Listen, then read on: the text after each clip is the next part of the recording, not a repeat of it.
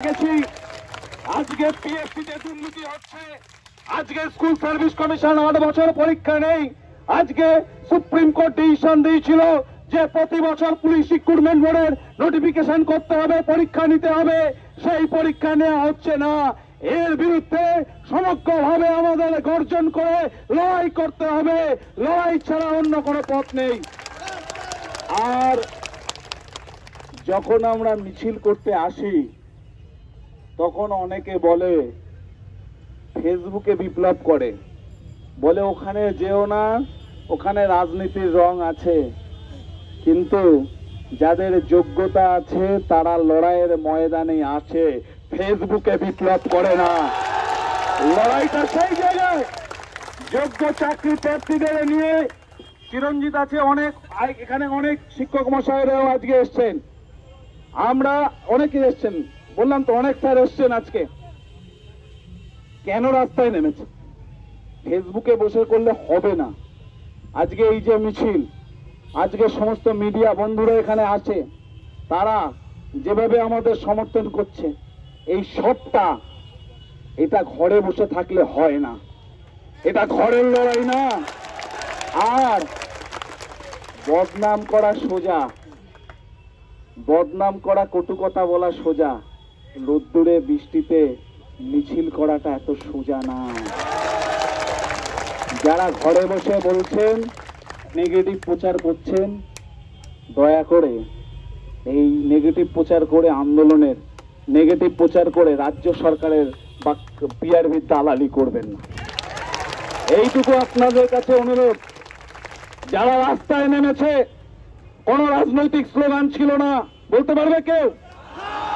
চাকরি প্রার্থীদের আন্দোলনই ছিল, সেখানে অন্য কোনো বিষয় ছিল না।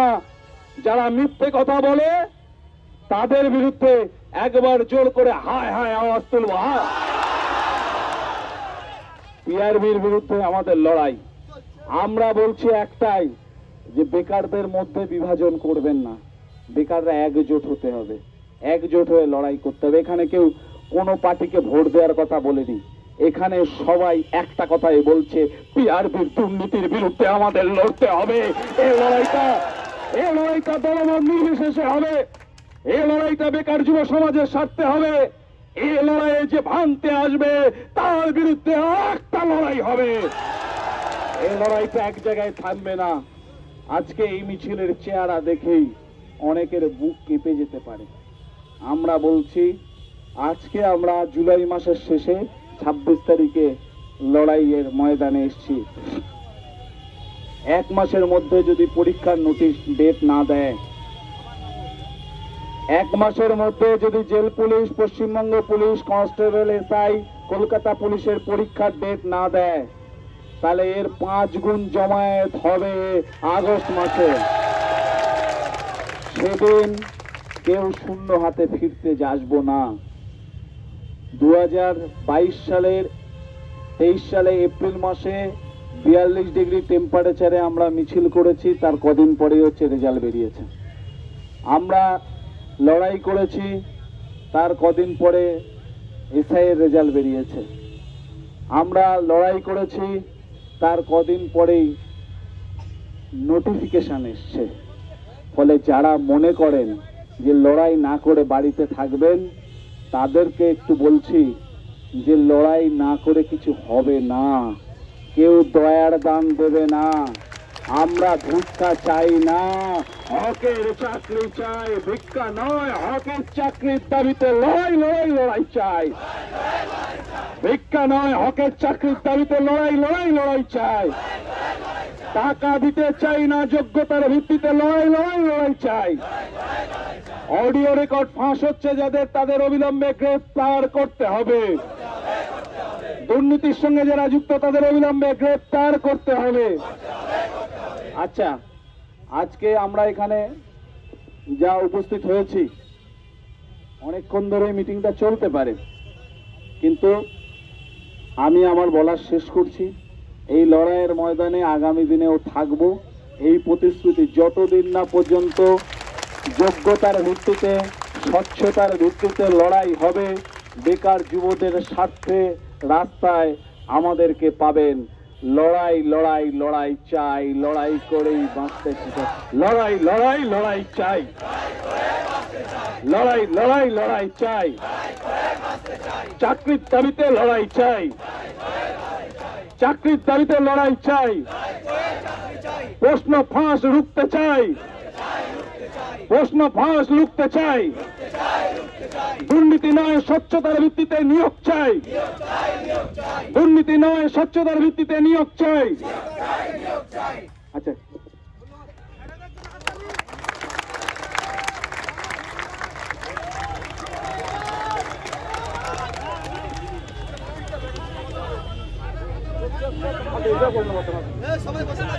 নমস্কার।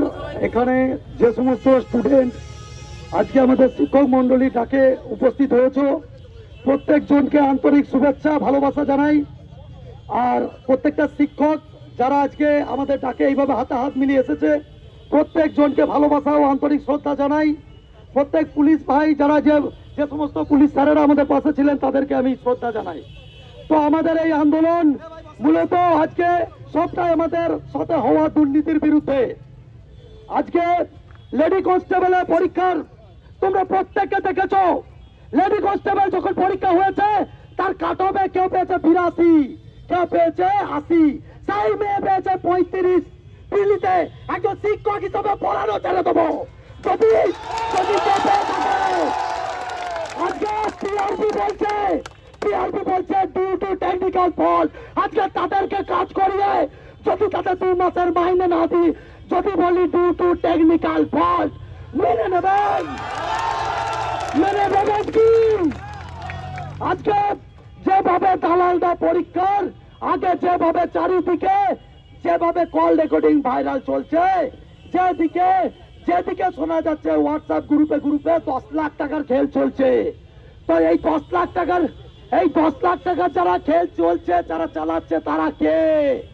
আমার কথা হচ্ছে তারা কিছু কোচিং সেন্টার, তাদেরকে ধরুন। আর তাদের বিরুদ্ধে সমস্ত কিছু আমরা এর আগে পিআরপি কে ডেপুটেশন করে পাঠিয়েছি। কিরা পাঠিয়েছিলাম তো? পিআরপি কোনো অ্যাকশন কিন্তু নেননি। আজকে আমরা আজকে এইখানে রাস্তাতে আজকে আমরা দ্বারস্থ হয়েছি, কারণ শিক্ষক ছাত্ররা এর থেকে আর বেশি জিনিস কি করার আছে? এর থেকে বেশি জিনিস আমরা কি করতে পারবো? চোর ধরার কাজ তো পুলিশের। আজকে পুলিশকে চোখে আঙুল দিয়ে দেখিয়ে দিতে হচ্ছে যে পশ্চিমবঙ্গে দুর্নীতি চলছে পুলিশের পরীক্ষাতে। গরিব ছাত্রছাত্রী আজকে রাস্তাতে নামছে।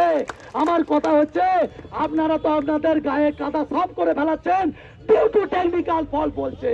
ঠিক আছে, যখন ওখানে ছাত্রছাত্রী ডেপুটেশন দিতে যাচ্ছে তাদেরকে বলছে তোমরা পড়ো নাই, পায় নাই। আমাকে বলে দেন কোন সা ফর্মুলা পশ্চিমবঙ্গে আছে যে যেখানে ছাত্রছাত্রী দেখেছে পিলিতে 35 পায়, সে 82 পাচ্ছে, 79 পাচ্ছে। কিনা পাচ্ছে? তো আমরা অবিলম্বে আমরা যে কোশ্চেন এজেন্সি তাকে চেঞ্জ করতে চাইছি। কোশ্চেন এজেন্সি চেঞ্জ করার দরকার।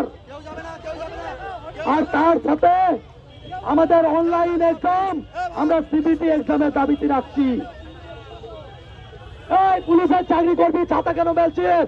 চিরঞ্জিত স্যারের মাথায় কি ছাতি আছে? ছাতা কেন বলছি? তোদের স্যার চিরঞ্জিত স্যার যদি ভিজে ভিজে তোমাদের জন্য আন্দোলন করতে পারে, তাহলে তোমরা কেন ছাতা ফুটিয়ে আন্দোলনে এসছো? আমাদের এই আন্দোলন আজকে আমরা পুলিশ রিক্রুটমেন্ট বোর্ডকে দিতে হবে যে কেন এইভাবে পুলিশের পরীক্ষার আগে প্রশ্ন ফাঁস হবে। ঠিক আছে, প্রত্যেকটা স্টুডেন্টকে আমি একটা কথাই বলবো, আমাদের পাশে থাকো, কারণ তোমাদের জন্য আন্দোলন।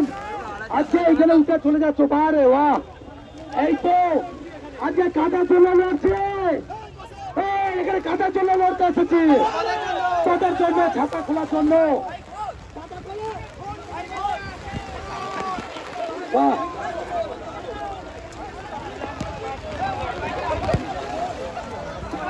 তাহলে এই তোমরা পুলিশের চাকরি করবে, একটা তুফান আসলে এখান থেকে কেউ এক পা সরবে না। যদি কেউ জেনুইন পুলিশ হতে চাও, এক পা সরবে না। একদিন পিছিয়ে কি মরে যাবে?